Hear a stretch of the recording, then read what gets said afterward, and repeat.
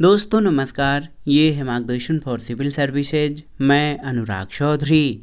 दोस्तों, भारतीय इतिहास के महत्वपूर्ण प्रश्नों के अभ्यास सेट में इस वीडियो में हम सॉल्व करेंगे आधुनिक भारत के इतिहास के अंतर्गत गांधी एवं उनके प्रारंभिक आंदोलनों से संबंधित महत्वपूर्ण प्रश्नों का प्रैक्टिस सेट, जो आपके आगामी विभिन्न परीक्षाओं के सामान्य ज्ञान और सामान्य अध्ययन खंड के लिए बहुत ही उपयोगी है।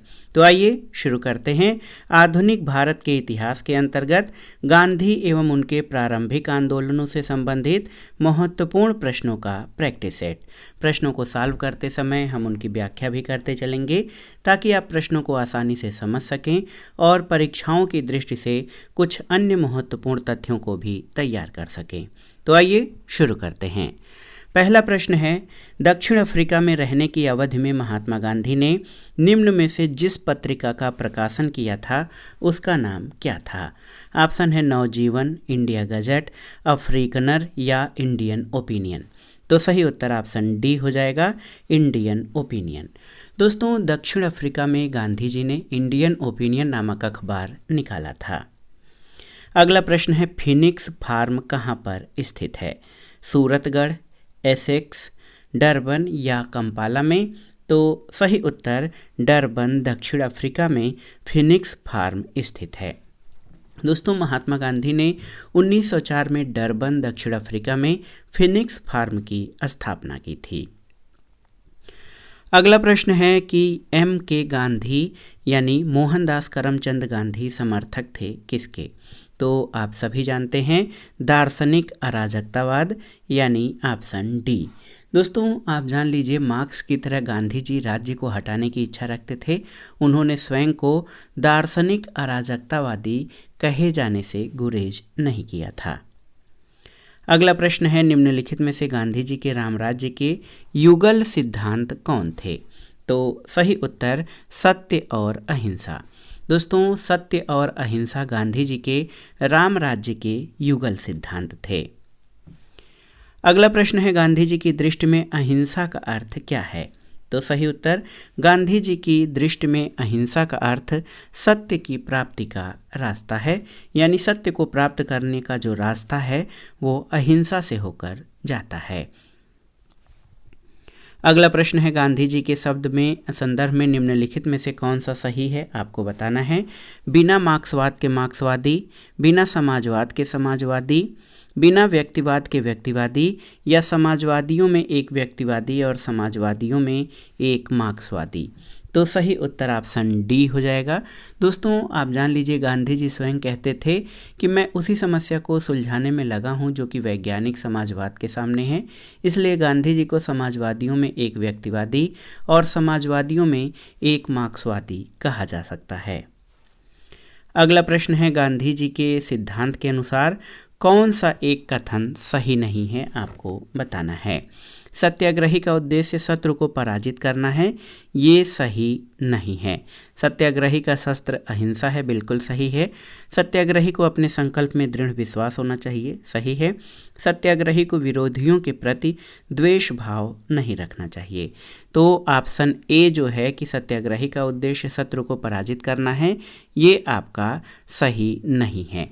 दोस्तों, आप जान लीजिए, गांधी जी के सत्याग्रह का सिद्धांत है कि सत्याग्रही का उद्देश्य शत्रु को पराजित करना नहीं, बल्कि उसका हृदय परिवर्तन करके उसे अपने अनुकूल बनाना है।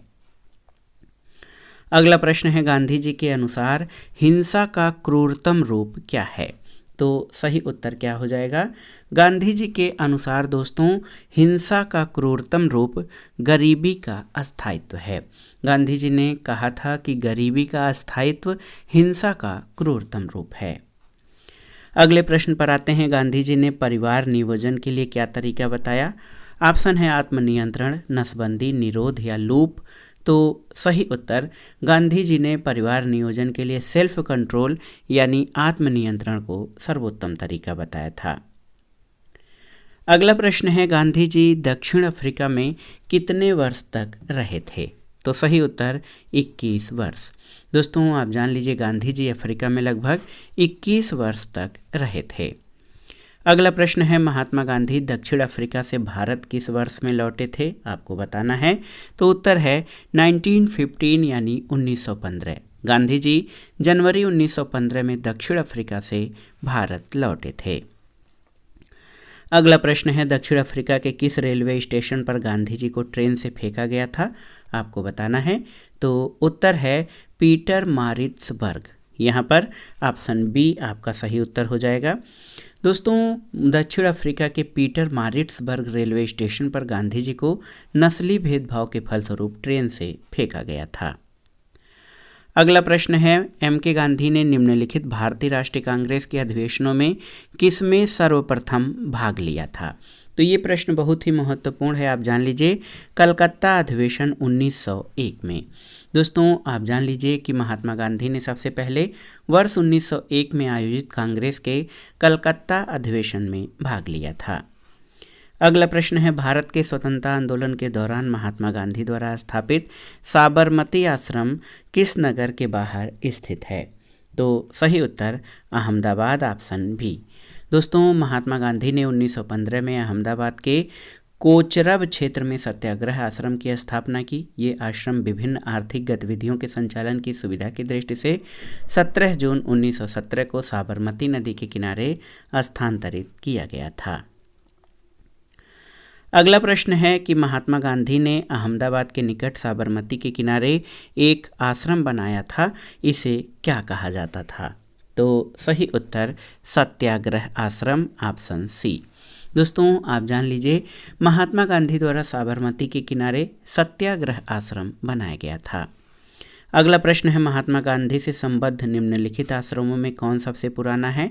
ऑप्शन है साबरमती, फिनिक्स, वर्धा या सदाकत।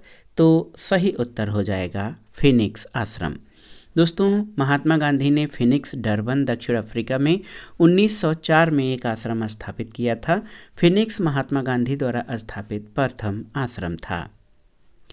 अगला प्रश्न है, गांधी जी ने सेवा धर्म कहाँ अपनाया था। मुंबई, शांति निकेतन, दक्षिण अफ्रीका या पुणे में। तो सही उत्तर दक्षिण अफ्रीका, ऑप्शन सी। याद रखिएगा, दक्षिण अफ्रीका में प्रवास के दौरान महात्मा गांधी ने एक पारसी रुस्तम जी द्वारा खोले गए धर्मार्थ अस्पताल में परिचारक के रूप में अपनी सेवाएं दी। उन्होंने आंग्ल बोअर युद्ध के समय घायल सिपाहियों की देखभाल और सेवा कार्य भी किया था। अगला प्रश्न है दोस्तों, महात्मा गांधी के राजनीतिक गुरु कौन थे। तो महात्मा गांधी के राजनीतिक गुरु गोपाल कृष्ण गोखले थे, ऑप्शन डी आपका सही उत्तर है। अगला प्रश्न है, महात्मा गांधी के अनुसार राजनीति का तात्पर्य क्या था। तो सही उत्तर है, महात्मा गांधी के अनुसार राजनीति का तात्पर्य जन कल्याण के लिए सक्रियता से था। आप जान लीजिए, महात्मा गांधी राजनीति को सामाजिक उत्थान और जन कल्याण के लिए सक्रियता समझते थे। अगला प्रश्न है, गांधी जी ने राजनीति का जो प्रतिमान प्रस्तुत किया है उसमें से कौन सी विशेषता उसमें नहीं है। नैतिकता, धर्म, मानवता और सत्ता। तो सही उत्तर है, गांधी जी द्वारा राजनीति का जो प्रतिमान प्रस्तुत किया गया है उसमें सत्ता का स्थान नहीं है, क्योंकि गांधी जी का मानना था कि जो सत्ता है यानी राज्य सत्ता या बल प्रयोग के द्वारा व्यक्तियों की स्वतंत्रता बाधित करता है। इसी आधार पर गांधी जी राज्य के समर्थक नहीं थे, वो राज्य को समाप्त करना चाहते थे। इसी आधार पर उनको दार्शनिक अराजकतावादी कहा जाता है। अगला प्रश्न है, सत्याग्रह शब्द को किसने गढ़ा था। तो यहाँ पर सही उत्तर हो जाएगा महात्मा गांधी ने।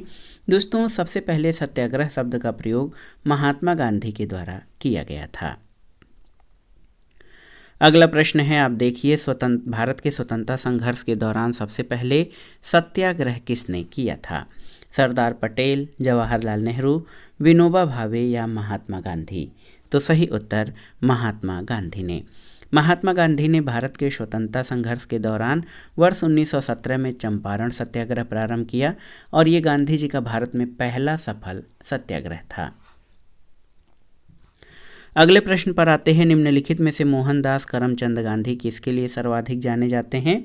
तो सही उत्तर आपका हो जाएगा भारतीय स्वतंत्रता को प्राप्त करने के लिए निष्क्रिय विरोध करने के लिए। दोस्तों, गांधी जी द्वारा दक्षिण अफ्रीका में किए गए संघर्ष को निष्क्रिय प्रतिरोध नाम दिया गया, लेकिन बाद में गांधी जी ने निष्क्रिय प्रतिरोध के स्थान पर सत्याग्रह शब्द चुना था। ऑप्शन ए आपका सही उत्तर है। अगला प्रश्न है, निम्नलिखित में से किसने कहा था विदेशी वस्त्रों की बर्बादी ही उनके साथ सर्वोत्तम व्यवहार है? तो सही उत्तर आपका हो जाएगा महात्मा गांधी ने। आप जान लीजिए कि महात्मा गांधी ने विदेशी वस्त्रों को नष्ट करने को राष्ट्र के आत्मसम्मान से जोड़ते हुए कहा था कि विदेशी वस्त्रों की बर्बादी उनके साथ सर्वोत्तम व्यवहार है। अगला प्रश्न है, ब्रिटिश निर्मित उत्पादों का गांधी का बहिष्कार प्रभावी हुआ क्योंकि ब्रिटेन भारत को एक बड़ा क्या समझता था? तो सही उत्तर है, ब्रिटेन भारत को निर्मित वस्तुओं का एक बड़ा बाजार समझता था, इसलिए ब्रिटिश निर्मित उत्पादों का गांधी का बहिष्कार प्रभावी हुआ था। अगला प्रश्न है, निम्नलिखित में से महात्मा गांधी का भारत में पहला सत्याग्रह कौन सा था? तो सही उत्तर क्या हो जाएगा? चंपारण सत्याग्रह 1917 यानी 1917। दोस्तों, दक्षिण अफ्रीका से 1915 में लौटने के बाद गांधी जी ने भारत में अपना पहला सफल सत्याग्रह चंपारण सत्याग्रह 1917 में किया था। अगला प्रश्न है, गांधीवादी विचारधारा किन से प्रभावित रही है? रस्किन से, थोरो से, टॉल्स्टॉय से या उपर्युक्त सभी से? तो याद रखिएगा, उपर्युक्त सभी से। दोस्तों, आप जान लीजिए कि धर्मनिरपेक्ष लेखकों में गांधीवादी विचारधारा को हेनरी डेविड थ्योरो, रस्किन बॉन्ड और लियो टॉल्स्टॉय ने सबसे अधिक प्रभावित किया है। अगला प्रश्न है, निम्नलिखित में से किस आंदोलन से गांधी जी संबंधित नहीं थे? स्वदेशी आंदोलन, खिलाफत आंदोलन, व्यक्तिगत सत्याग्रह आंदोलन या भारत छोड़ो आंदोलन? तो सही उत्तर स्वदेशी आंदोलन। दोस्तों, आप जान लीजिए कि गांधी जी स्वदेशी आंदोलन से संबंधित नहीं थे। स्वदेशी आंदोलन 1905 में बंगाल विभाजन के विरुद्ध हुआ था और उस समय गांधी जी दक्षिण अफ्रीका में थे। अगला प्रश्न है, कौन सा कथन जो है गांधी जी के बारे में सही है? आपको बताना है, बहुत ही महत्वपूर्ण प्रश्न है ये। पहला है, जाति विहीन अछूतों की दशा में सुधार के लिए कठोर संघर्ष किया, असहयोग आंदोलन शुरू किया, सविनय अवज्ञा आंदोलन शुरू किया या उपर्युक्त सभी? तो सही उत्तर उपर्युक्त सभी। दोस्तों, गांधी जी ने जाति विहीन अछूतों की दशा में सुधार के लिए कठोर संघर्ष किया। गांधी जी असहयोग आंदोलन और सविनय अवज्ञा आंदोलन को प्रारंभ किए थे। सभी विकल्प आपके सही हैं। अगला प्रश्न है, महात्मा गांधी को सबसे पहले राष्ट्रपिता किसने कहा था? आपको बताना है। तो सही उत्तर हो जाएगा नेताजी सुभाष चंद्र बोस ने। दोस्तों, महात्मा गांधी को सबसे पहले राष्ट्रपिता सुभाष चंद्र बोस ने कहा था। अगला प्रश्न है, नोआखाली काल में महात्मा गांधी के सचिव कौन थे? तो सही उत्तर है, नोआखाली काल में प्यारेलाल महात्मा गांधी के सचिव थे। ऑप्शन सी आपका सही उत्तर है। और आप जान लीजिए कि उनकी बहन डॉक्टर सुशीला नैयर गांधी जी की व्यक्तिगत चिकित्सक थीं। अगला प्रश्न है, गांधी जी के निम्नलिखित अनुयायियों में से कौन पेशे से शिक्षक था? एएन सिन्हा, बृजकिशोर प्रसाद, जेबी कृपलानी या राजेंद्र प्रसाद? तो सही उत्तर आपका हो जाएगा जेबी कृपलानी। दोस्तों, याद रखिएगा कि गांधी जी के अनुयायियों में जेबी कृपलानी पेशे से केवल शिक्षक थे। राजेंद्र प्रसाद ने कुछ समय के लिए शिक्षण कार्य भी किया था, लेकिन मुख्यतः वह वकील थे। अगला प्रश्न है, भारतीय कपड़ा व्यापारी, बैंकर, कांग्रेसी और महात्मा गांधी का निकट सहयोगी है। यह उपर्युक्त विवरण किसका है? ऑप्शन है जीडी बिरला का, एमआर जयकर का, जमनालाल बजाज का या बीएस श्रीनिवास शास्त्री का? तो सही उत्तर जमनालाल बजाज का।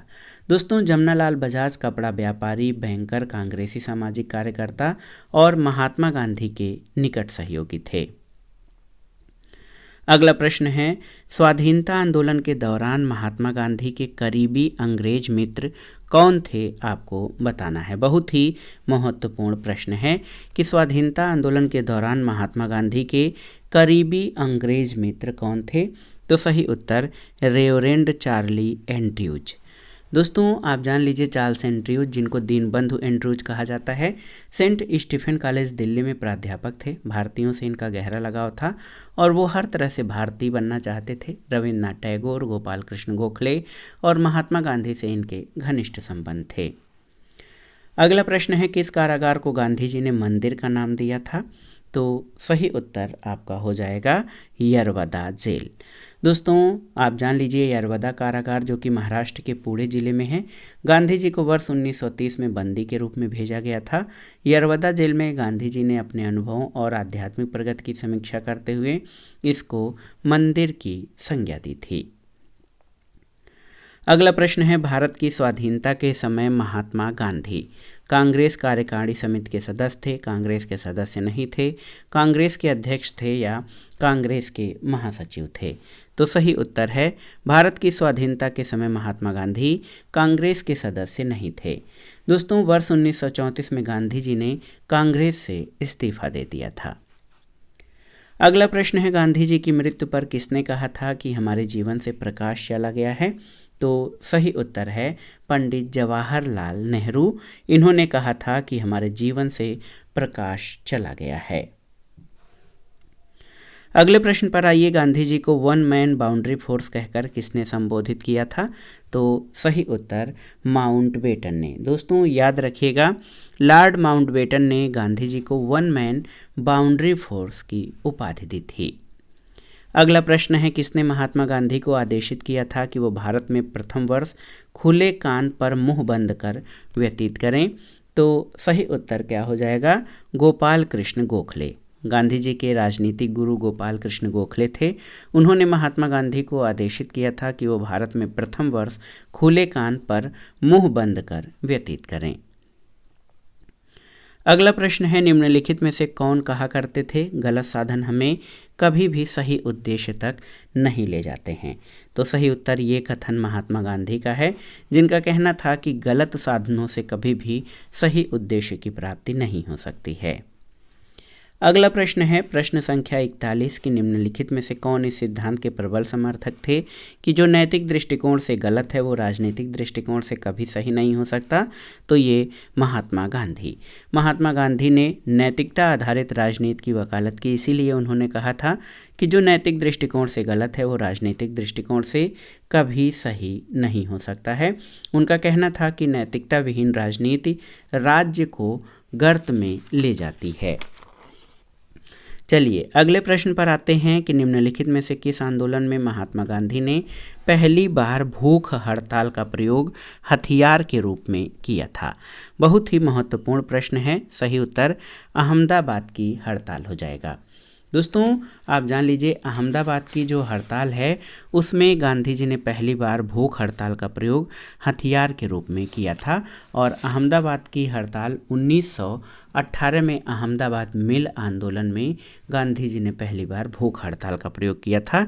ये था 1918 में। अगला प्रश्न है, महात्मा गांधी ने भारत में अपना पहला जन भाषण कहाँ दिया था? आपको बताना है। तो सही उत्तर वाराणसी में। और ये प्रश्न बहुत ही महत्वपूर्ण है। महात्मा गांधी ने भारत में अपना पहला जन भाषण फरवरी 1916 में बनारस हिंदू विश्वविद्यालय के उद्घाटन समारोह के अवसर पर दिया था। अगला प्रश्न है, 1917-18 में अहमदाबाद में गांधी जी द्वारा चलाए गए सत्याग्रह में किसने हिस्सा लिया था? कृषक वर्ग, मध्यम वर्ग, जनता या मजदूर? तो सही उत्तर मजदूर। दोस्तों याद रखिएगा कि वर्ष 1918 में अहमदाबाद में गांधी जी द्वारा चलाए गए सत्याग्रह में मजदूर वर्ग ने हिस्सा लिया था। अगला प्रश्न है, निम्नलिखित में से महात्मा गांधी का कौन सा संघर्ष औद्योगिक श्रमिकों से संबंधित था? तो आप जानते हैं ये अहमदाबाद मिल मजदूरों का संघर्ष। दोस्तों गांधी जी ने 1918 में अहमदाबाद मिल संघर्ष औद्योगिक श्रमिक जो कि सूती मिल कामगारों से संबंधित था उसके लिए आंदोलन या संघर्ष किया था। अगला प्रश्न है, महात्मा गांधी के अनुसार अस्पृश्यों का सामाजिक आर्थिक सुधार संपन्न किया जा सकता है कैसे? उनके मंदिर प्रवेश द्वारा, उनको सहायता प्रदान करके, उनके सामाजिक आर्थिक विकास के लिए कोष अलग करके या उनके लिए कुटीर उद्योग स्थापित करके? तो सही उत्तर आपका हो जाएगा उनके लिए कुटीर उद्योग स्थापित करके। दोस्तों गांधी जी कुटीर उद्योग जैसे गुड़ बनाना, घास कूटना, तेल पेरना, कागज़ बनाना, चमड़े का काम आदि पर जोर दिया। इसे गांधी जी का मानना था कि गरीबों और शोषितों का आर्थिक और सामाजिक सुधार करने में इससे मदद मिलेगी। अगला प्रश्न है गांधीयन इनोवेशन या गांधी जी के नवाचार का तात्पर्य क्या है? तो सही उत्तर है कम निवेश से अधिक उत्पादन अधिक लोगों के लिए। दोस्तों गांधीयन इनोवेशन इसका तात्पर्य है कि कम निवेश से अधिक उत्पादन अधिक लोगों के लिए। ये शब्दावली सबसे पहले प्रोफेसर प्रहलाद एवं R.A. माशेलकर के द्वारा प्रयोग किया गया था। अगला प्रश्न है 4 घटनाएं हैं, इनमें से बताना है कि कौन सी घटना सबसे पहले हुई थी। ऑप्शन है खेड़ा सत्याग्रह, सविनय अवज्ञा आंदोलन, असहयोग आंदोलन या चंपारण सत्याग्रह। तो खेड़ा सत्याग्रह कब हुआ था? याद कर लीजिए 1918 में। सविनय अवज्ञा आंदोलन 1930 में। इसी तरह चंपारण असहयोग आंदोलन आपका 1920 में हुआ था और चंपारण सत्याग्रह 1917 में। तो सबसे पहले चंपारण सत्याग्रह हुआ था। ऑप्शन डी आपका सही उत्तर है। अगला प्रश्न है दोस्तों, किसने यूरोपियन नील बागान मालिकों द्वारा किसानों के शोषण की तरफ गांधी जी का ध्यान आकर्षित किया था? तो सही उत्तर राजकुमार शुक्ल हो जाएंगे। ऑप्शन बी आपका सही उत्तर है राजकुमार शुक्ल। और राजकुमार शुक्ल ने यूरोपियन नील बागान मालिकों द्वारा किसानों के शोषण की तरफ पहली बार गांधी जी का ध्यान आकृष्ट किया था और इन्हें चंपारण आने का निमंत्रण दिया था। अगला प्रश्न है चंपारण में तिनकठिया प्रथा का क्या तात्पर्य था? आपको बताना है। तो सही उत्तर चंपारण में तिनकठिया प्रथा के तहत प्रत्येक किसान को अपनी जमीन के 3/20 भाग पर नील की खेती करना अनिवार्य था। अगला प्रश्न है दोस्तों, गांधी जी का चंपारण आंदोलन था किसके लिए? तो सही उत्तर है नील कर्मियों की समस्याओं के समाधान के लिए गांधी जी का चंपारण सत्याग्रह था और गांधी जी द्वारा ये प्रथम सफल सत्याग्रह था। अगला प्रश्न है चंपारण सत्याग्रह में किन्होंने महात्मा गांधी का साथ दिया था? तो सही उत्तर है राजेंद्र प्रसाद और अनुग्रह नारायण सिन्हा ने। दोस्तों चंपारण आंदोलन 1917 में गांधी जी का साथ राजेंद्र प्रसाद, अनुग्रह नारायण सिन्हा, JB कृपलानी, महादेव देसाई, नरहर पारेख आदि ने दिया था। अगला प्रश्न है भारत में नियोजित विकास का विरोध किसने किया? महात्मा गांधी, जवाहरलाल नेहरू, इंदिरा गांधी या राजीव गांधी ने? तो सही उत्तर महात्मा गांधी ने। दोस्तों आप जान लीजिए कि भारत में प्लान्ड डेवलपमेंट है या नियोजित विकास है, इसका विरोध महात्मा गांधी ने किया था। अगला प्रश्न है चंपारण कृषि जांच समिति का सदस्य निम्नलिखित में से कौन नहीं था? FG sly, DJ read, Anugrah Narayan या महात्मा गांधी? तो सही उत्तर अनुग्रह नारायण जो है चंपारण कृषि जांच समिति के सदस्य नहीं थे। चंपारण कृषि जांच समिति के अध्यक्ष FG स्लाई थे। इनके सदस्य DJ read, Mahatma Gandhi, CL आदामी, राजा हरिप्रसाद नारायण सिंह और G रैनी थे। MEL टैनर इसके सचिव थे। अगला प्रश्न है दक्षिण अफ्रीका से लौटने के पश्चात गांधी जी ने प्रथम सफल सत्याग्रह आरंभ किया था, कहाँ पर? तो सही उत्तर चंपारण में 1917 में दक्षिण अफ्रीका से लौटने के बाद गांधी जी ने प्रथम सफल सत्याग्रह किया था। अगला प्रश्न है महात्मा गांधी के चंपारण सत्याग्रह का किसने विरोध किया था? रविन्द्रनाथ टैगोर, NG रंगा, राजकुमार शुक्ल या राजेंद्र प्रसाद ने? तो ये प्रश्न बहुत ही महत्वपूर्ण है, आप देख लीजिए। NG रंगा ने, ऑप्शन बी आपका सही उत्तर है। NG रंगा ने महात्मा गांधी के चंपारण सत्याग्रह का विरोध किया था, जबकि रविन्द्रनाथ टैगोर ने चंपारण सत्याग्रह के दौरान ही इन्हें महात्मा की उपाधि दी थी। अगला प्रश्न है करमचंद गांधी दीवान थे कहाँ के? तो सही उत्तर है करमचंद गांधी पोरबंदर, राजकोट और बंकानेर राज्यों के दीवान थे। तो यहाँ पर सही उत्तर ऑप्शन डी हो जाएगा। दोस्तों आप जान लीजिए करमचंद गांधी पोरबंदर, राजकोट और बंकानेर राज्यों के दीवान थे। ये गांधी जी के पिता थे। इनका उपनाम कबा गांधी था। गांधी जी का जन्म पोरबंदर में हुआ था। उनकी माता का नाम पुतलीबाई था। अगला प्रश्न है महात्मा गांधी के राजनीतिक जीवन की निम्नलिखित घटनाओं का कालक्रम क्या है। यहाँ पर आपको बताना है चंपारण, अहमदाबाद मिल हड़ताल, खेड़ा या असहयोग आंदोलन। तो इसमें आपको सही क्रम बताना है। तो सही उत्तर चंपारण जो है ये 1917 यानी 1917।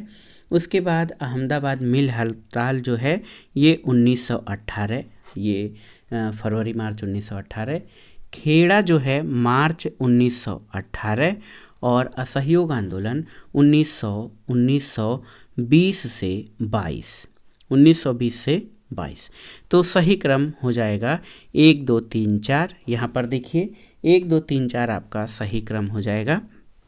तो सही उत्तर ऑप्शन बी हो जाएगा। अगला प्रश्न है निम्नलिखित कथनों में कौन महात्मा गांधी के बारे में सही है। यहाँ पर 4 कथन दिए गए हैं, इसमें से आपको बताना है कि कौन से कथन सही हैं। उन्होंने अपनी प्रारंभिक शिक्षा राजकोट में प्राप्त की थी, सही है। कस्तूरबा के साथ उनका विवाह 13 वर्ष की आयु में हुआ था, सही है। उन्होंने विधि का अध्ययन द इनर टेम्पल लंदन में किया था और वे रस्किन की पुस्तक अनटू दिस लास्ट से सर्वाधिक प्रभावित थे। तो सही उत्तर ये सभी चारों ही कथन आपके सही हैं। ऑप्शन डी आपका सही उत्तर हो जाएगा। अगला प्रश्न है दोस्तों, महात्मा गांधी ने कहा था कि उनकी कुछ सबसे गहन धारणाएं अनटू दिस लास्ट नामक पुस्तक में प्रतिबिंबित होती हैं और इस पुस्तक ने उनके जीवन को बदल डाला। इस पुस्तक का वह संदेश क्या था जिसने महात्मा गांधी को बदल डाला था। तो सही उत्तर क्या हो जाएगा, ये है व्यक्ति का कल्याण सबके कल्याण में निहित है। दोस्तों महात्मा गांधी ने अपने दक्षिण अफ्रीका प्रवास के दौरान जॉन रस्किन की पुस्तक अनटू दिस लास्ट पढ़ी थी। गांधी जी ने अपनी आत्मकथा में लिखा कि इस पुस्तक ने उनके जीवन को परिवर्तित कर दिया। इसकी समीक्षा में गांधी जी ने 3 बातों को नोट किया, जिसमें प्रमुख है व्यक्ति का कल्याण सबके कल्याण में निहित है। अगला प्रश्न है निम्नलिखित सत्याग्रहों में किसका नेतृत्व महात्मा गांधी ने नहीं किया था। भारत छोड़ो आंदोलन, सविनय अवज्ञा, बारदोली या खेड़ा। तो सही उत्तर बारदोली सत्याग्रह। दोस्तों गांधी जी ने खेड़ा सत्याग्रह 1918, सविनय अवज्ञा आंदोलन 1930 और भारत छोड़ो आंदोलन 1942 का नेतृत्व किया, जबकि बारदोली सत्याग्रह 1928 का नेतृत्व गांधी जी ने नहीं बल्कि सरदार वल्लभ भाई पटेल ने किया था। अगला प्रश्न है गांधी के नाम के पहले महात्मा जोड़ा गया कब। चंपारण सत्याग्रह के दौरान, रौलट एक्ट के विरुद्ध सत्याग्रह के दौरान, वर्ष 1919 में भारतीय राष्ट्रीय कांग्रेस के अमृतसर अधिवेशन में या खिलाफत आंदोलन के समय। तो सही उत्तर चंपारण सत्याग्रह के दौरान। दोस्तों आप जान लीजिए कि गांधी जी द्वारा चंपारण सत्याग्रह का सफल नेतृत्व करने के कारण रविंद्रनाथ टैगोर ने पहली बार उन्हें महात्मा कहा था। अगला प्रश्न है निम्नलिखित में से किस सत्याग्रह आंदोलन में गांधी जी ने प्रत्यक्ष रूप से भाग नहीं लिया। ऑप्शन है चंपारण सत्याग्रह, खेड़ा सत्याग्रह, वायकोम सत्याग्रह या असहयोग आंदोलन। तो सही उत्तर आपका हो जाएगा वायकोम सत्याग्रह, ऑप्शन सी। दोस्तों वायकोम के मंदिर प्रवेश सत्याग्रह में गांधी जी ने प्रत्यक्ष रूप से भाग नहीं लिया, जबकि खेड़ा सत्याग्रह, चंपारण सत्याग्रह और असहयोग आंदोलन का नेतृत्व स्वयं गांधी जी ने किया था। अगला प्रश्न है महात्मा गांधी का छत्तीसगढ़ में प्रथम आगमन कब हुआ था, आपको बताना है। तो सही उत्तर आपका हो जाएगा 20 दिसंबर 1920 को। देखिए छत्तीसगढ़ में महात्मा गांधी का पहला आगमन 20 दिसंबर 1920 को धमतरी में हुआ था। अगला प्रश्न है निम्न उद्योगपतियों में से कौन से व्यक्ति लंबे समय तक AICC के खजांची रहे और वर्ष 1930 में जेल भी गए थे। ऑप्शन है GD बिरला, जमनालाल बजाज, JRD टाटा या बालचंद हीराचंद। तो सही उत्तर जमनालाल बजाज, ऑप्शन बी। दोस्तों सेठ जमनालाल बजाज गांधी जी के निकट सहयोगियों में थे। वे लंबे समय तक भारतीय राष्ट्रीय कांग्रेस के कोषाध्यक्ष थे। वर्ष 1923 में झंडा सत्याग्रह में भाग लेने के लिए और पुनः वर्ष 1930 में सविनय अवज्ञा आंदोलन के दौरान वो जेल गए थे। अगला प्रश्न है गांधी जी के ट्रस्टीशिप के सिद्धांत के प्रतिपाद्य के संबंध में कौन सा एक सही है। तो सही उत्तर आपका हो जाएगा, यहाँ पर देखिए दक्षिण अफ्रीका 1903, ऑप्शन ए। दोस्तों गांधी जी ने 1903 में जोहानसबर्ग में अपनी लॉ फर्म स्थापित की, जहां वे वर्ष 1910 तक रहे। गांधी जी ने अपनी लॉ फर्म में ट्रस्टीशिप के सिद्धांतों को लागू किया। अन्य शहरों के साथ जो वर्ष दिए गए हैं उन वर्षों के दौरान गांधी जी जोहानसबर्ग में ही थे। अगला प्रश्न है, गांधीवादी अर्थव्यवस्था के विषय में निम्नलिखित कथनों में से कौन सा एक सही नहीं है? वे अहिंसा पर आधारित अर्थव्यवस्था पर बल देते थे, बिल्कुल सही। केंद्रीकरण शोषण और असमानता को जन्म देता है, अतएव अहिंसक सामाजिक संरचना विकेंद्रीकरण विरोधी है, बिल्कुल सही। वे भारत में मशीनीकरण के पक्षधर नहीं थे, बिल्कुल सही। वे यूएसए में मशीनीकरण के पक्षधर नहीं थे, तो ये आपका सही नहीं है। दोस्तों गांधी जी का विचार था कि प्रत्येक देश की अर्थव्यवस्था वहाँ की जलवायु, भूमि और वहाँ के निवासियों के स्वभाव को ध्यान में रखते हुए निश्चित की जानी चाहिए। इन बातों के आधार पर जहाँ तक संयुक्त राज्य अमेरिका का संबंध है, उन्होंने वहाँ के मशीनीकरण का विरोध नहीं किया था, जबकि विकल्प ABC का समर्थन गांधी जी ने किया था। अगला प्रश्न है, निम्नलिखित कथनों पर विचार कीजिए। यहाँ पर 2 कथन आपके दिए गए हैं, इनमें से आपको बताना है कि कौन सा कथन सही है। पहला है, डॉक्टर राजेंद्र प्रसाद ने महात्मा गांधी को चंपारण आने और कृषकों की समस्याओं की जांच करने के लिए राजी किया था, तो ये सही नहीं है। दूसरा है कि चंपारण जांच में आचार्य JB कृपलानी महात्मा गांधी के सहयोगियों में से एक थे, तो ये सही है। केवल और केवल कथन 2 सही है। क्यों? क्योंकि महात्मा गांधी को चंपारण आने और कृषकों की समस्याओं की जांच करने के लिए डॉक्टर राजेंद्र प्रसाद ने नहीं बल्कि पंडित राजकुमार शुक्ल ने राजी किया था। अगला प्रश्न है, चंपारण आंदोलन मुख्यतः किसके विरोध में था? तो चंपारण आंदोलन मुख्यतः किसके विरोध में था आपको बताना है। तो ये नकदी फसल या कहा जाए नील की खेती, चंपारण आंदोलन मुख्य रूप से नकदी फसल के विरोध स्वरूप प्रारंभ किया गया था। अगले प्रश्न पर आते हैं दोस्तों। प्रश्न संख्या 70, निम्नलिखित में से कौन चंपारण सत्याग्रह के संबंध में सही नहीं है आपको बताना है। यह किसानों से जुड़ा था, बिल्कुल सही है। इसे तिनकठिया प्रथा के विरुद्ध संचालित किया गया था, सही है। डॉक्टर राजेंद्र प्रसाद तथा JB कृपलानी ने इसमें MK गांधी को सहयोग दिया था, बिल्कुल सही है। और ये प्रथम आंदोलन था जिसे MK गांधी ने संपूर्ण भारत के स्तर पर प्रारंभ किया था, तो ये आपका सही नहीं है। दोस्तों आप जान लीजिए, चंपारण सत्याग्रह मात्र चंपारण तक ही सीमित था और ये प्रथम आंदोलन जिसे गांधी जी ने राष्ट्रीय स्तर पर प्रारंभ किया था वो रौलट सत्याग्रह था। और चंपारण सत्याग्रह के बारे में ऊपर के 3 कथन ABC सही हैं। अगला प्रश्न और इस वीडियो का आखिरी प्रश्न है कि खेड़ा के किसानों के पक्ष में महात्मा गांधी के सत्याग्रह संगठित करने का कारण क्या था आपको बताना है। अकाल पड़ने के बावजूद प्रशासन ने भू राजस्व की उगाही स्थगित नहीं की थी, बिल्कुल सही है। प्रशासन का ये प्रस्ताव था कि गुजरात में अस्थायी बंदोबस्त लागू कर दिया जाए, ये सही नहीं है, केवल एक आपका सही उत्तर है। दोस्तों वर्ष 1918 में गुजरात के खेड़ा में किसानों की फसल नष्ट हो जाने के बाद भी सरकार ने लगान में छूट नहीं दी और भू राजस्व उगाही स्थगित नहीं की। इसी मुद्दे पर महात्मा गांधी ने खेड़ा के किसानों के पक्ष में सत्याग्रह किया। खेड़ा आंदोलन प्लेग फैसले और अकाल पड़ने के कारण किसानों के लगान अदा करने में असमर्थ होने और राज्य के प्रति उनमें असंतोष होने के परिणामस्वरूप हुआ था, तो इस प्रकार कथन 1 सही है, कथन 2 आपका सही नहीं है। तो दोस्तों ये था आज का वीडियो, आधुनिक भारत के इतिहास के अंतर्गत महत्वपूर्ण टॉपिक गांधी जी और उनके आंदोलनों से संबंधित महत्वपूर्ण प्रश्नों का प्रैक्टिस सेट, जो आपके आगामी विभिन्न परीक्षाओं जैसे UPPCS प्रारंभिक परीक्षा, RO यानी समीक्षा अधिकारी, सहायक समीक्षा अधिकारी, लोअर PCS और अन्य राज्य लोक सेवा आयोगों जैसे उत्तराखंड, बिहार, राजस्थान, MPPCS, छत्तीसगढ़ PCS आदि के आधुनिक भारत इतिहास खंड के लिए बहुत ही उपयोगी है। आप इन प्रश्नों को तैयार कर लीजिएगा। वीडियो आपको कैसा लगा हमें कमेंट बॉक्स में ज़रूर बताइएगा। वीडियो को लाइक करें, शेयर करें और इस चैनल मार्गदर्शन फॉर सिविल सर्विसेज को सब्सक्राइब करें। वीडियो देखने के लिए धन्यवाद दोस्तों, नमस्कार।